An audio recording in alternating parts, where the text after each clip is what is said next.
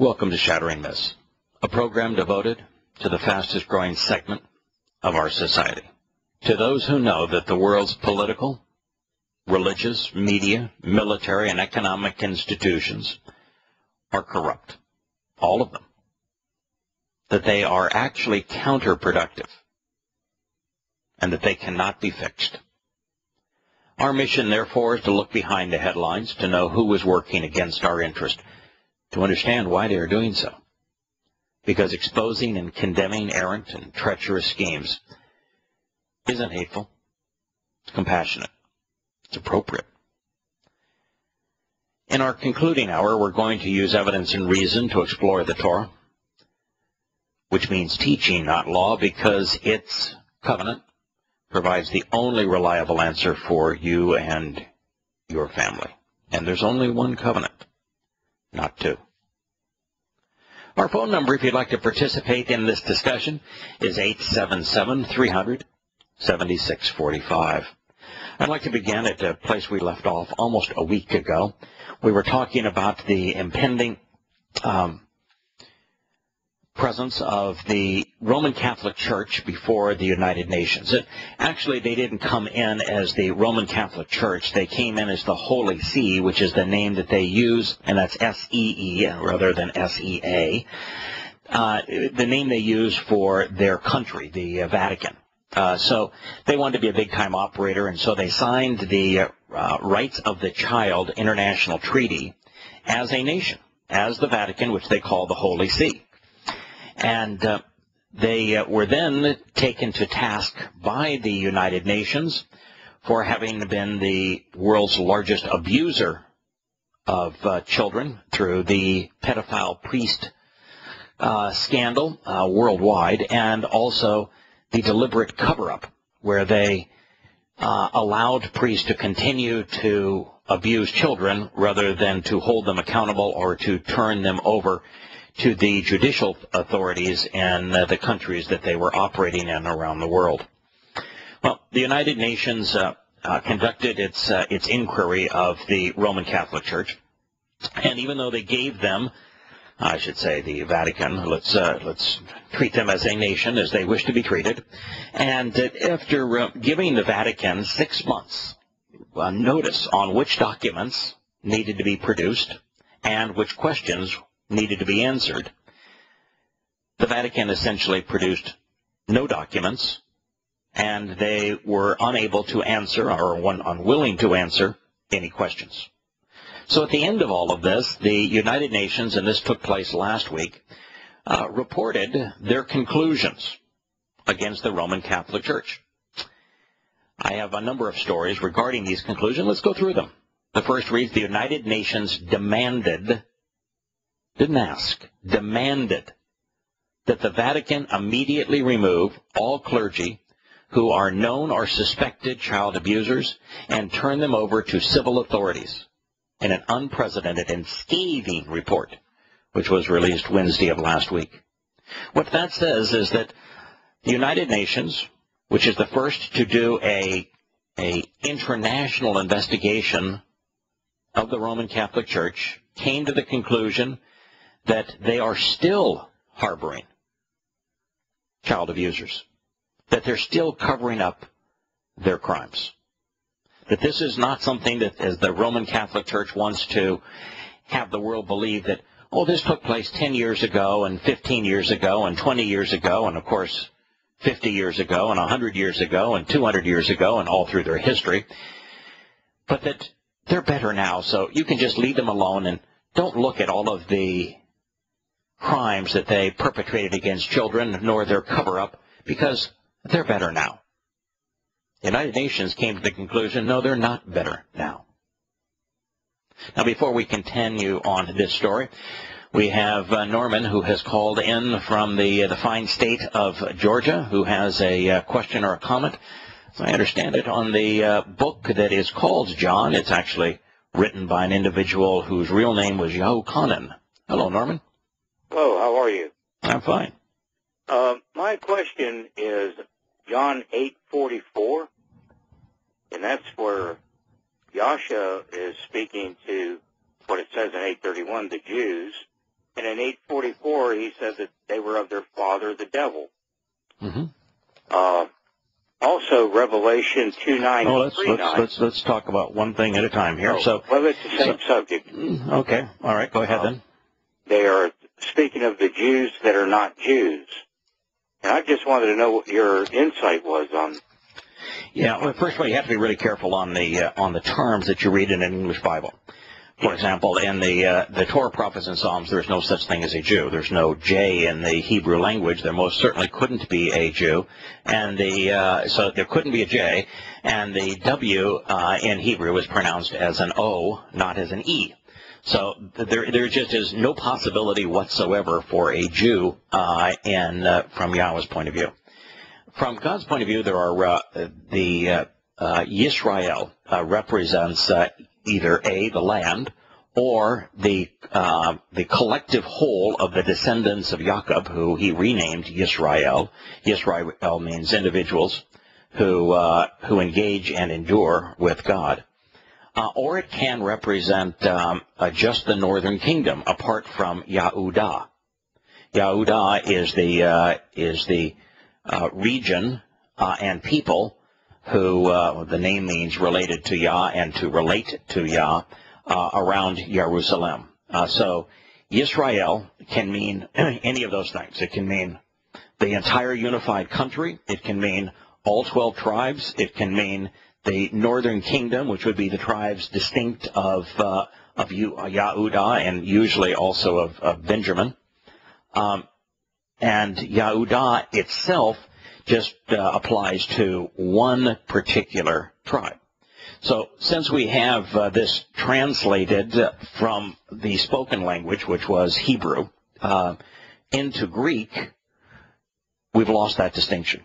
So at this point now, it becomes almost impossible to know. In fact, it probably becomes impossible to know who specifically Yahushua was addressing, because while there are very specific terms in Hebrew, they don't exist in Greek, and then we've bastardized them and twisted them into English. Now, almost every time that we find Yahushua speaking, he's speaking to one of three audiences. One is just an absolute general audience, not described. His largest and his longest presentation that is recorded is what we call the Sermon on the Mount. It wasn't a sermon, it was instruction on the Mount. And that audience is undisclosed in terms of who was in the audience. Then we have him say a lot to those who are either his disciples or who approached him recognizing who he represented and were desirous of knowing more, of learning more. And he spoke to them about the process of how you could come to learn more. And his teaching with them and his statements with them were identical to his statements to the larger group, which was, if you want to know me, look to the Torah and prophets, and you'll understand who I am, you'll understand who I represent, and you'll understand even what I'm doing, that I'm Torah observant and I'm here to fulfill the Mikra. Now, the third audience, and it's the audience that is addressed here, is those who came to confront Yahushua, who were opposed to him, who wanted either to trip him up or to diminish his credibility or to try to rid themselves of the nuisance of this man who was so opposed to religion and politics. And so with them, he's going to make statements like this to say, you don't represent what the word Yisrael or Yahudem means. I mean, these folks did not relate to Yah. They were not related to Yah anymore. In Hosea, Yahweh says, I have divorced you. And even with Yisrael, Yahweh in the book of Hosea specifically says, I've divorced myself of you. You are no longer my children because of your propensity to flirt with and to have relationships with false gods. So both of that kind of scenario would help you understand why he's talking to people who who were once the heirs to the covenant, who will once again be the heirs to the covenant, but at the time he was speaking to them, they were divorced. Does that help? Yes. Okay. Yeah, I ran into your program accidentally, and I'm just talking about shattering myths. You've shattered me. Thank you. Well, don't need to go right. Let me just make a bigger statement, because in the totality of what you're talking about here, my assumption is that you either were or are a Christian, but for the first time ever beginning to recognize that there's some real problems with Christianity, and that God is knowable, that he wants us to know him, and that he never discarded his Torah and prophets, and that's the way to know them. Am I correct in assuming that you're somewhere on that spectrum? I was raised Roman Catholic, and from there went to about every religion out there, and nothing was correct. Yeah, all religions are just based on a pile of lies. The one that you were born into may be the worst in terms of universal deceit. You know, I always look at Islam, and I may be, the top half a dozen people in the world in terms of understanding Islam. I've written a number of books on Islam, and you look at Islam, and it's religion for idiots. It is so obvious the religion isn't true that you just really have to be a nincompoop to be a Muslim. You're not thinking to be a Muslim. It's impossible that the religion is true. But then you look at Christianity. What Christianity essentially did is it melded together every pagan tradition from Babylon to Rome, and then it placed all of these pagan traditions right on top of the truth. And so there's little glimmers here and there of that which is true that give their lies credibility. And so, to recognize that Roman Catholicism is a pile of lies, as well as they sell it and market it, takes some considerable doing. So I admire your ability to do that. If you can stay with us, Norman, past the break. We also have Mike calling in from Texas. I'd love to continue this conversation and then bring Mike in as well. I think Mike wants to talk about the Syrian war, so it's an unrelated subject, but let's finish this with you, Norman, and then we'll move on to Mike. Stay with us. We'll be back after the commercial break.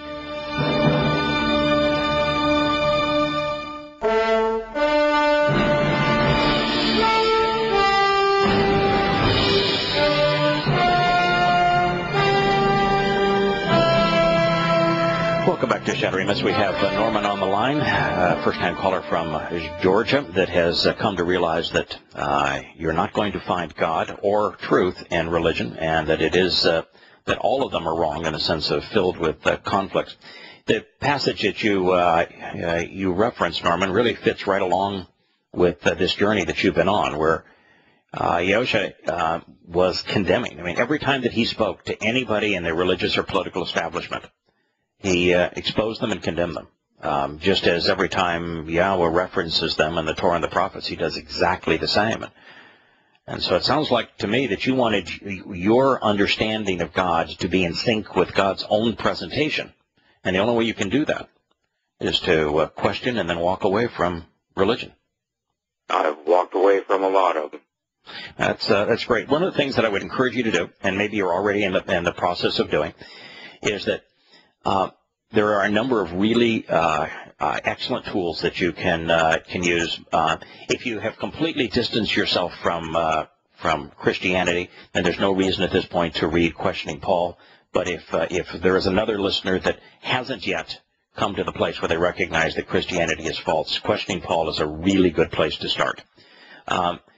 If you have been religious and now are questioning your religion, there is the best place to go, I think, is intro2god.org, intro2god.org, because what it does is it presents the oldest source material that we have available, presents the nature of the Hebrew alphabet so that you understand it, the grammar of Hebrew, the research tools that we have to be able to understand what God said, and it gives you the full toolbox and say, all right, here's the full toolbox, and now rather than just give you the toolbox and say, have fun with it, we go through the 7 topics that are most interesting, most important to Yahowah, and say we're going to use these same tools that I've just given you to go through what God had to say, so that you're actually using these tools.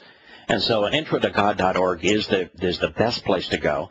And I always tell atheists and agnostics, those who are socialist, secular humanists, who don't know that God exists and don't think that God is knowable, that they should really turn to Yahowah first. And Yahowah.com is the name of that series of books, because it proves that God exists, and it proves that he authored his Torah and prophets, and it teaches along the way. But its primary purpose is to demonstrate that God is absolutely knowable. So it sounds like you're on the right journey, my friend. Yeah, it just seems like if we get rid of what's called the New Testament, we're better off. Yeah, in fact, we'd be better off if we were to discard all of it, with exception of Yahushua's statements. And then even with Yahushua's statements, we have to be really careful that we correlate what he said with his testimony in the Torah and prophets in Hebrew, which is easy to do for the most part, because most of what he says is either a quotation of them or a summary of them or an affirmation of what's said in the Torah and prophets. And so I think his statements are highly usable from that point of view. And you mentioned Revelation. Revelation is also usable because it's mostly Yahowah through Yahushua revealing to Yahukanan what the future is going to be like. So that too is useful. But the rest of it, yeah, it's far better off tossed away. One other thing. The synagogue of Satan. The presentation that Yahowah makes of kind of the future history of the world, and while I'm saying this, Mike, we're probably going to run out of time here in this segment. I really do want to get to your statements and concerns or issues regarding Syria. So if you could please hang on through the next segment, we'll turn to you at that moment. What Yahushua is talking about in the beginning of Revelation is kind of the history of the world from the time that he has now fulfilled the first 4 Mikra, up until the time that he returns, which will be his 7th visit here in corporeal form. And he gives you kind of a history and major eras.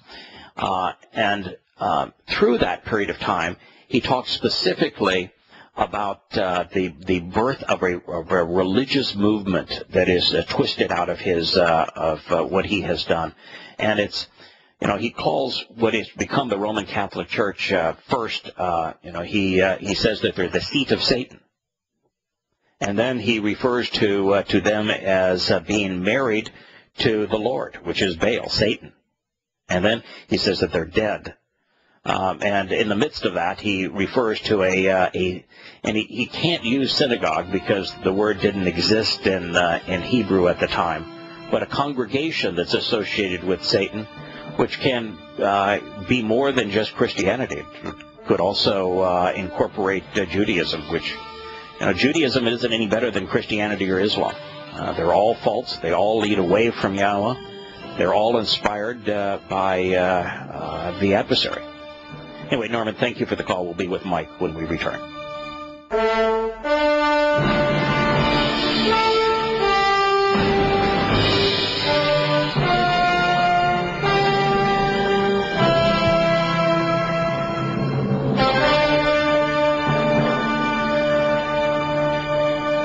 Welcome back to Shattering Myths. We've had Mike, having called in from Texas, that's been most patient. Where in Texas are you from, Mike? Dallas area. Okay. I'm in and out of Texas a lot, just why I ask probably 4 or 5 times a year. I like the Dallas-Fort Worth area, but most of my visits are down south of you along I-35 and what I affectionately call Waco. Right.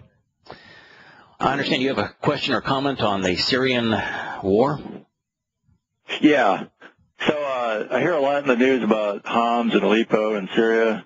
you know, fighting and all that. Yeah. So Saturday afternoon I was reading Yirmiyahu chapter 49. Well, the fact that you know what the name actually means, that's a good sign. When you actually, you know, I don't get to talk to a whole lot of people that actually know that it's Yirmiyahu. Yirmiyah means Yahweh uplifts. It speaks of God's desire to get down on his knees so that he can lift his children up. It's a reference to the Father's role in a family, and thus our Heavenly Father's role in the covenant. And Yirmiyahu, which has been corrupted to Jeremiah, is a really, really interesting book, I think, for two reasons. Just sharing kind of my take on the book as a whole. One, it's the only book that I'm aware of that is specifically addressed to Gentiles, to Goyim, and not to Yehudim. It opens by saying, I'm writing this on behalf of the Gentiles. And the second thing that is interesting, it's a treatise from beginning to end on what God doesn't like about religion, politics, militarism, and economic schemes. Right. So let me read here. Sure. Okay, so Yirmiyahu 49:23 through 26. Concerning Damascus, Hamath and Arpad have been put to shame, for they have heard an evil report. They have been melted in anxiety like the sea, unable to rest. Damascus has become feeble. She has turned to flee, and trembling has seized her. Distress and pain have taken hold of her like a woman in labor. How is the city of praise deserted, the city of my joy? Therefore young men fall in her streets, and all the men of battle are cut off in that day, declares Yahweh of hosts.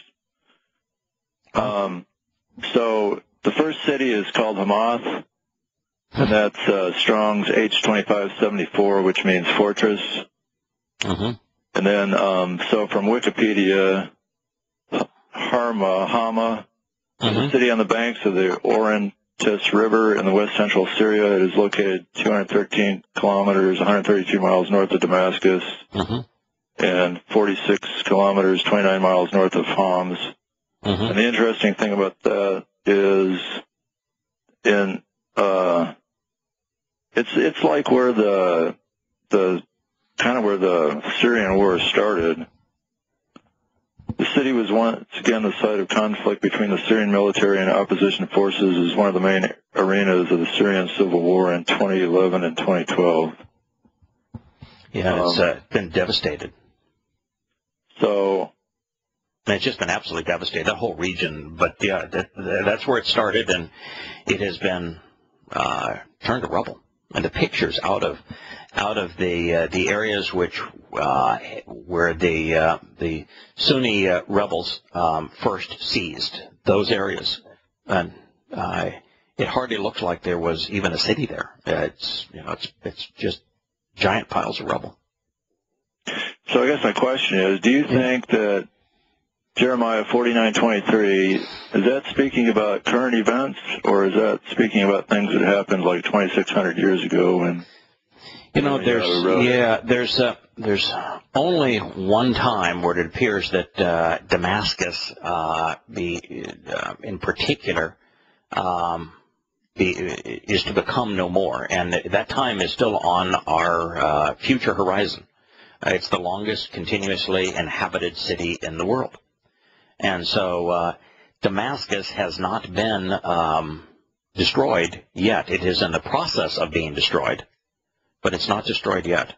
You know, this, and what I'm going to do for you, and I'll do it here in the next few days, is I will. I have not translated the entirety of Yirmiyahu, so I will deal with that because I'm in the midst of translating Yashaya, which is Isaiah 17 and 18, something I haven't done for the last 10 years. That was the first, but actually turned out to be the very first Hebrew passages I tried to translate 10 to 12 years ago.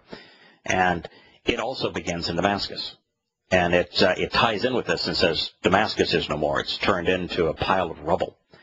And it goes from Damascus being besieged and turned into rubble, and then systematically through the consequence of that, which is that Israel is thinned at the waist, narrowing her midsection where 70% of the people live, so that the country is no longer sustainable. And then from that, what we see is this multitude of Muslims that come into Israel as a direct result of the nation becoming more vulnerable because of what the United States is doing, trying to impose the sacrifice of land, particularly the West Bank, after having sacrificed Gaza, to the Muslims. And immediately thereafter, according to Yahowah in chapter 17, we then see hordes of Muslims that come in as floodwaters and also roaring in from the seas. And the carnage and devastation, according to Yahowah, is immense. And Israel, he says, is so vulnerable at this time that it cannot defend itself, and he has to intervene, and he drives them away. And then that transitions as you come out of that to a direct attack on a country that there are some 14 attributes that are given by Yahowah, the first 5 of which are unequivocal. America. And it says, you've been warned, America. This is what's going to happen to you as a result of what you've done. So that also ties in, begins at Damascus. So I will, over the next few days, I promise I will review what you've just cited from Yirmiyahu, 40th chapter, did you say? 49th. 49th chapter. And yeah. I will combine that in a report because as part of current events, I want to present Yirmiyahu 17 and 18 is part of our current events presentation in the first 2 hours of Shattering Myths, and plan to do that sometime over the next a couple of weeks. So I will share with you everything I learned. But I think your primary question is, do I think that what is being discussed here is a future prophecy that we're seeing fulfilled before our very eyes right now, or speaking of something that occurred in the past? And I think the answer is absolutely something that we're seeing in the future. Yahowah's presentation of the fall of Damascus, it being turned into rubble, and out of that Israel being thinned at the waist, and then just an uncountable number of Muslims roaring and flooding into Israel, destroying everything in their path, is a yet future event. Okay. All right, thanks, Yahowah. Yeah, the only thing I have not been able to figure out, and I don't know if I'm going to be able to figure it out from this. I'd hope to be able to figure it out because I get a lot of questions from folks saying, well, then how do you think the what's called a civil war in Syria is going to play out? Because the war in Syria is not a civil war. This is not a war between Syrians fighting Syrians. You know, the Syrian war is a proxy war. It was started because the United States invaded Iraq, gave Iraq to Iran, gave Iran, therefore, complete control over Iraq, Syria, and Lebanon, and that scared the, cloaks off of and turbans off of the Saudi, Kuwaiti, and Qatari Sunnis, along with the Turkish Sunni Muslims, because they were no longer the most powerful force in the region, and so they started a proxy war that is a war to pit Sunni against Shia. And what I don't know, and I have yet to find a place that reveals this, do the Sunnis ultimately prevail against the Shia? Is this just a throttling mechanism to keep them from attacking Israel en masse right now, so that we make it through these next 12 years or so before the Magog War begins? Do Sunnis prevail and therefore it's an all-Islamic attack, unified? Or do they finally decide that there is one thing that they despise more than one another, and that's Israel, and they, after the destruction of Damascus, they turn their attention to Israel, and in that one battle they're willing to fight side by side after having killed each other? Now, I don't know how it's all going to play out. So al-Assad is a Shiite? No, al-Assad is really a secularist. his family, his clan, is from the Alawite variation of Shia Islam. When Saddam Hussein was in power in Iraq, Assad and Saddam were best buds. They both came out of what's called the Ba'ath Party, which is essentially a fascist and secular, non-religious party. And they had an affinity for one another, and they were allies of one another, while Saddam Hussein and Assad were in charge. And both were opposed to fundamentalist Islam, because they knew that fundamentalist Islam brought terrorism with it. But when the United States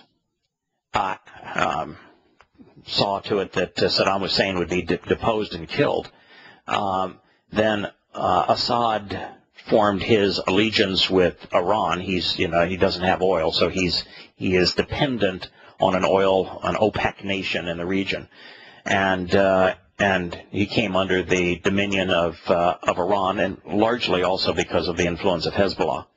And Hezbollah is Shia, and most of the rulers in Syria, even though they are also secularists, as is Assad, they're secularists out of clans that are Alawite or Shia, and therefore there is, even though it's a secular government that the Sunni fundamentalist rebels are opposing, they're able to couch it in Sunni Shia terms, so that they can call it the Great Jihad to rid the world of the infidel form of Islam.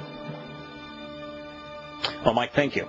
Great calls, great insights, and those are my thoughts, and I'll be glad to invest the time over the next few days, and over the next 2 weeks, I hope to devote a number of shows to the current events that were witnessed 2,700 years ago.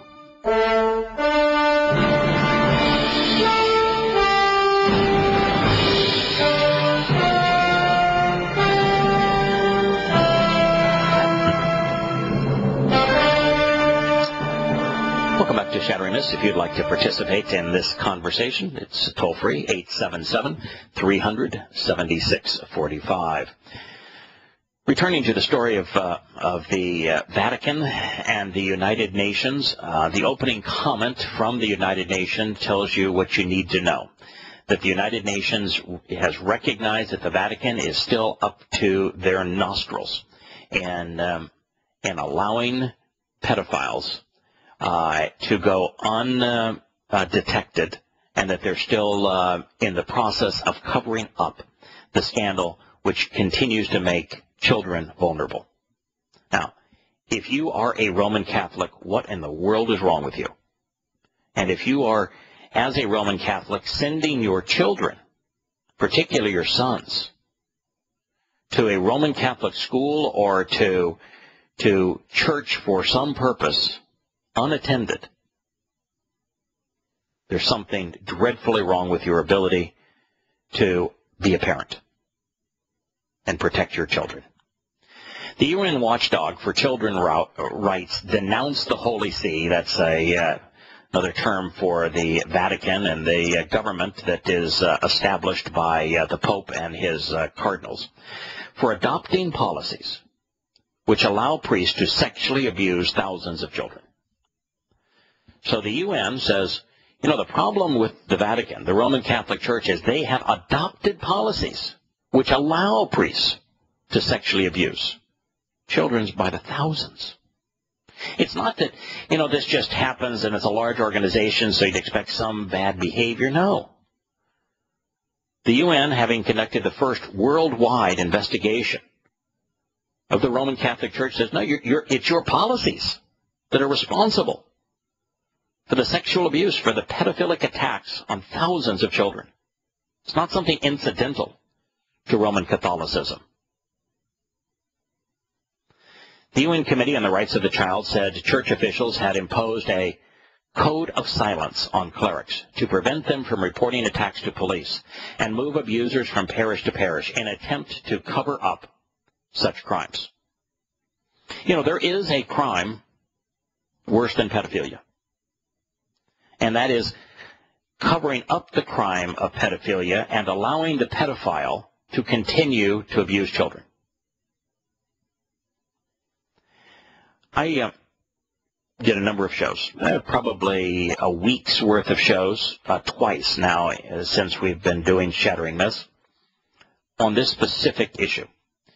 And what I found is the internal document was been released, not because they chose to, but because it's impossible in today's world to keep secrets this important. But the internal document that was written by Cardinal Ratzinger, who for more than a decade was in charge of the Roman Catholic Church's authority on both doctrine and discipline. And as head of that, he came up with a policy that is the one that Roman Catholicism adopted, because he was in charge of dealing with this problem, this blight on Roman Catholicism, for the 10 to 15 years when it was initially being manifest around the world, first in the Boston diocese trial where Roman Catholicism was found guilty of molesting hundreds of children and convicted, then and all the way through to Los Angeles, which finally caused his resignation as Pope. And during that time, of course, the most massive case was discovered in Ireland, but every country of the world now has an investigation, any country that has a significant number of Roman Catholics. Every region of the world might be the more accurate statement, from Europe to South America to Central America to throughout Europe, the Mediterranean, even into Russia. Roman Catholicism is on trial, and in every case they've lost. There isn't a single case that I'm aware of that they have prevailed. And so Ratzinger, who became Pope and then resigned immediately after the Roman Catholic Church lost the case in Los Angeles, where Ratzinger and the church itself were implicated in the cover-up, wrote a document that says, in essence, that while pedophilia is a moral crime, the greatest crime that can be perpetrated by a Roman Catholic is to make the Roman Catholic Church vulnerable by failing to keep the acts of pedophiles secret. And that they were threatened with excommunication and all sorts of slander if they didn't keep it secret, if they didn't participate in the cover-up.